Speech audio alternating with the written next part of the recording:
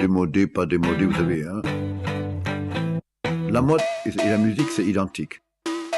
On peut créer sa petite musique de chambre soi-même. Et c'est pour ça que je trouve que mode et musique, pas parce que ça commence tous les deux par un M, c'est des choses qui vont très très bien ensemble. Hello mes soleils et welcome back sur ma chaîne. Aujourd'hui j'entame encore une série de vidéos qui va s'appeler cette fois-ci l'histoire de, et donc on va faire ça sur des maisons de couture. Aujourd'hui on fait ça sur Chanel. Je sais que Spark Dies a fait quelques vidéos sur l'histoire de chanteurs comme Ariana Grande, etc. Donc nous on va faire ça mais sur la mode. Donc j'espère que cette série de vidéos va vous plaire. Alors du coup j'ai quelques notes sur mon ordinateur, donc ne m'en voulez pas si je regarde de temps en temps, et je vous mettrai toutes mes sources dans la barre d'infos. Mademoiselle Chanel qui a dicté la mode de l'année dernière, Mademoiselle Chanel qui depuis 40 ans est restée fidèle au même style, à la simplicité, Mademoiselle Chanel nous ouvre la porte de son bureau. Donc commençons par le commencement avec Gabrielle Chanel, la fondatrice de la maison. Donc elle est née à Saumur en 1883. Elle a grandi dans un orphelinat, comme sa mère est décédée et son père l'avait abandonnée. Donc elle était dans un orphelinat avec ses sœurs et c'est là pour la première fois qu'elle apprend la couture. Quand elle en sort à l'âge de 18 ans, elle commence à chanter dans des cafés-concerts et c'est là-bas qu'on commence à la surnommer Coco par rapport à une chanson qu'elle chantait tout le temps et qui s'appelait Qui a vu Coco. Donc c'est dans ces cafés qu'elle fait la rencontre de Étienne Balsan, qui va être son premier amour, son premier amant. C'est un gentleman en fait qui va l'initier à la vie mondaine et donc qui va financer également ses premières créations. Donc c'est par l'intermédiaire de cet Étienne Balsan qu'elle va également rencontrer Arthur Capel, qu'on appelle aussi Boy Capel et qui va être l'amour de sa vie. Donc en 1910, elle ouvre sa première boutique à Paris qui s'appelait Chanel Mode. Donc son succès est immédiat. Gabrielle Chanel est quelqu'un de très audacieux, notamment avec ses modèles de chapeaux qui sont très sobres contrairement à la mode en vigueur à cette époque. Donc la mode en vigueur c'était les plumes, la fantaisie, et Chanel dans ses modèles de chapeaux il n'y a rien de tout ça. Donc au niveau des robes également, elle apporte du changement en les raccourcissant un petit peu et surtout en supprimant la taille. Donc elle lance la mode des vêtements simples, sobres et surtout adaptés à un mode de vie plus sportif pour les femmes, donc par exemple pour monter à cheval. Qu'est-ce qu'il y a de plus difficile dans votre métier? Permettre aux femmes de bouger aisément, ne pas se sentir déguisées, ne pas changer d'attitude, de manière d'être selon la robe dans laquelle on les a fourrées, c'est très difficile. Et donc du coup elle codifie un petit peu les vêtements féminins avec les codes des vêtements masculins, et elle apporte aussi la mode de la coupe courte pour les femmes. Elle a également imposé la marinière. Donc en 1919, son grand amour dont je vous ai parlé, qui était Arthur Capel, meurt, et donc du coup elle va se concentrer encore plus sur son travail et elle va devenir encore plus créative. Donc par exemple, on peut noter en 1921 la création du parfum numéro 5 de Chanel qui encore aujourd'hui est emblématique. En 1926, elle impose la petite robe noire qui devient l'uniforme de la femme moderne, et c'est quelque chose d'assez nouveau parce que jusqu'à maintenant le noir était réservé, du coup c'était la couleur du deuil. Donc ces vêtements sont sobres certes, mais ils ne sont pas pour autant dépouillés. Et d'ailleurs en 1932 elle crée sa première collection de haute joaillerie, et c'est là que apparaît du coup le Total Look Chanel qui va traverser l'Atlantique et va même aller aux États-Unis. Son succès est impressionnant. En 1935 c'est l'apogée de sa gloire. Elle a 5 boutiques rue Cambon à Paris, 4000 ouvrières qui travaillent pour elle et plus de 28 000 articles qui se vendent chaque année. Pourtant, la Seconde Guerre mondiale va tout changer. En effet, elle est obligée de fermer ses boutiques et de s'exiler en Suisse. Donc elle fait son grand retour 20 ans plus tard, dans une société où tout a changé et où de nouveaux créateurs ont fait leur apparition, notamment Christian Dior, qui domine un petit peu la scène de la haute couture, avec son new look qui s'oppose totalement à l'univers de Chanel, qui était la sobriété. Là, on est vraiment dans l'extravagance. Donc Chanel va devoir se réimposer sur la scène de la mode.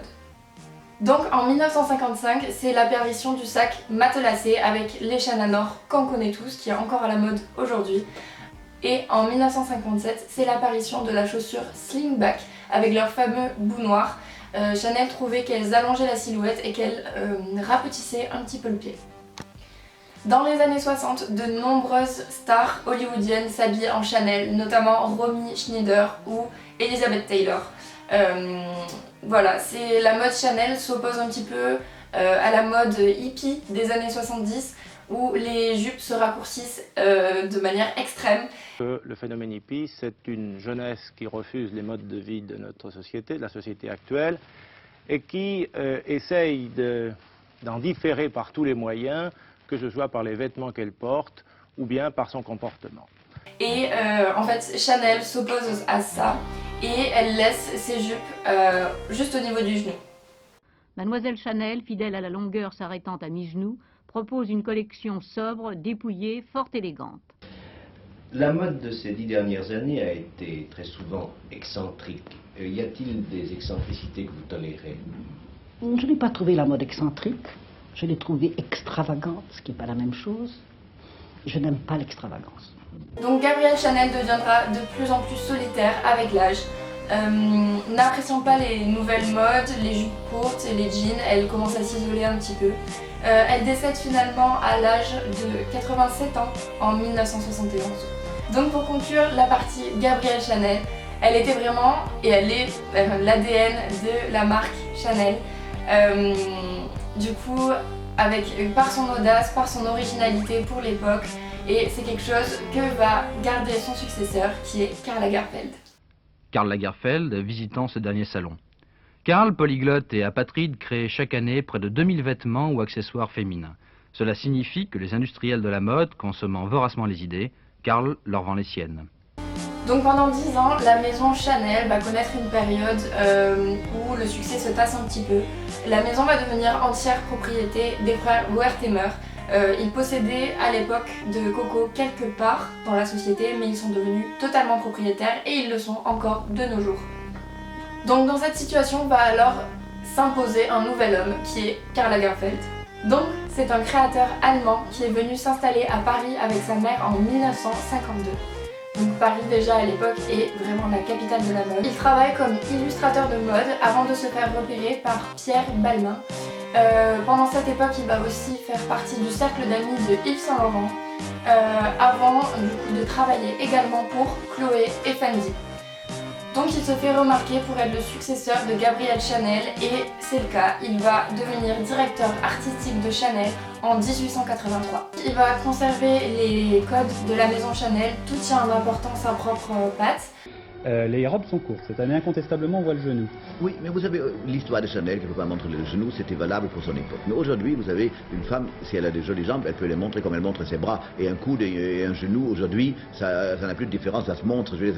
Aujourd'hui, je trouve qu'une robe décolletée, très courte pour le soir, avec les jambes gaines des bas noirs, c'est comme un décolleté à l'envers. Je veux dire, ça se montre, je veux dire, il n'y a plus de problème.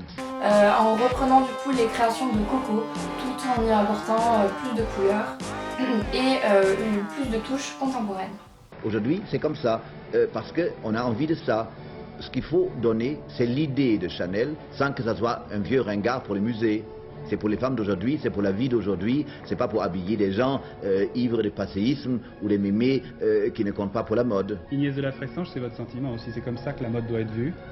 Écoutez, oui, je crois que de toute façon, Karl Lagerfeld a réinventé des classiques chez Chanel. C'est-à-dire que les gens disent « Oh, ça fait tellement Chanel, elle n'a jamais fait ça ». Donc, il choisit le mannequin Inès de la Fressange pour représenter Chanel. Donc, c'est la première fois à cette époque qu'un contrat de ce type voit le jour. Du coup, un contrat d'exclusivité entre une maison de couture et un mannequin. Non, mais pour moi, vous voyez, Inès c'est Chanel c'est Inès, je ne vois pas la différence. Moi je trouve que c'est Chanel, c'est aussi Karl Lagerfeld que je vais. Oui, mais je ne suis pas victime de la chose. Comme je fais beaucoup de choses d'autres, et d'ailleurs je peux le faire avec une façon beaucoup plus dégagée. Si je ne faisais que ça, ça serait beaucoup plus dramatique ou beaucoup plus conflictuel. Tandis comme ça, je suis très dégagé et je le fais avec gaieté et enthousiasme et avec une équipe que j'adore et avec Inès qui est pour moi l'image de Chanel. Donc plus encore que pour toutes les autres marques de haute couture, Chanel a vraiment eu des relations du coup exclusives avec ses mannequins. Donc dans les années 80, il développe également l'horlogerie avec la montre première qui est un franc succès. Donc en 2001, il développe également le parfum Coco Mademoiselle à l'effigie de la fondatrice de la maison, qui est devenue aussi mythique que le numéro 5 qui avait été créé du coup par Gabrielle Chanel. 10 ans plus tard, toujours dans la parfumerie, il y a aussi l'apparition du bleu de Chanel qui est du coup un parfum pour hommes et qui obtient autant de succès que ceux déjà présents pour les femmes. En 2004, il lance une collection capsule en collaboration avec H&M.